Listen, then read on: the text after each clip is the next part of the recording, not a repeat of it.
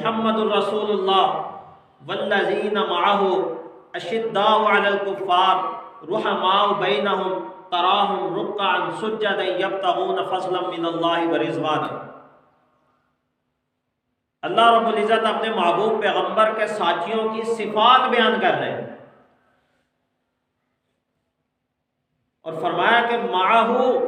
کہ میرے محبوب کے جو ساتھ ہیں لوگ، والذین معہ، جو لوگ میرے محبوب کے ساتھ ہیں، فرمایا اشداء علی الکفار، ایک صفت، رحماء بینہم، دو صفتیں، آپس میں کفار پر سخت ہیں، بہت سخت ہیں کفار کے مقابلے میں،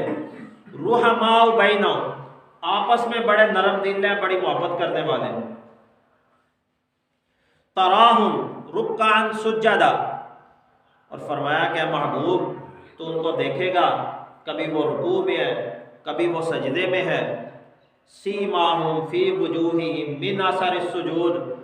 اللہ کو اپنے محبوب کے ساتھیوں سے اور ان لوگوں سے کتنا پیار ہے، اللہ نے جن کو اپنے محبوب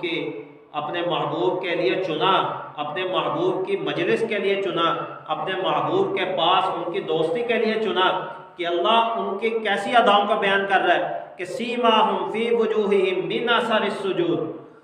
کہ تو ان کو کبھی رکوع میں دیکھے گا کبھی سجدے میں دیکھے گا، اور تو ان کے چہروں پر سجدوں کے آثار بھی دیکھے گا۔ اور بعض مفسرین نے لکھا ہے کہ سیماہم،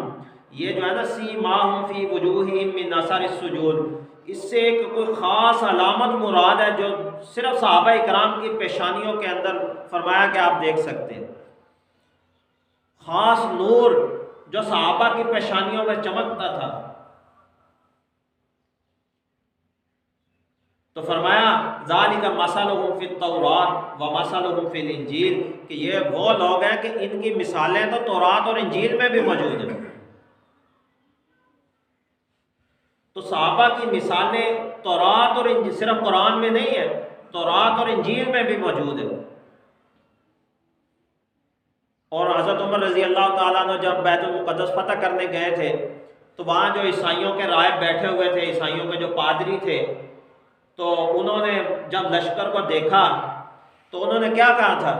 حضرت عمر رضی اللہ تعالیٰ عنہ کو جب انہوں نے دیکھا تو دیکھ کر انہوں نے کہا کہ یہی ہے، اور وہ تمام نشانیاں انہوں نے دیکھ کر کہا کہ یہ ساری نشانیاں ہماری کتابوں میں موجود ہیں، کہ اس طرح ایک آدمی آئے گا بیت المقدس کو فتح کرے گا، اس کی یہ علامت ہوگی، اس کا غلام سواری پہ ہوگا، وہ خود پیدل ہوگا، اس کے کپڑوں کے اندر پیوند لگے ہوں گے۔ تو انہوں نے سارے پیوند بھی گنے، اور جب ساری علامات پوری ہو گئی تو انہوں نے چابیاں دے دی، انہوں نے کہا ہماری کتاب کے اندر اسی طرح لکھا۔ تو صحابہ کی مثالیں، صحابہ صرف قرآنی بھی نہیں ہیں، یوں کہہ لیں کہ صحابہ تو آسمانی ہے، کہ اللہ نے تورات اور انجیل میں بھی آسمان سے جو 4 کتابیں نازل ہوئی ہیں ان ساری کتابوں میں صحابہ کے تذکرے موجود ہیں۔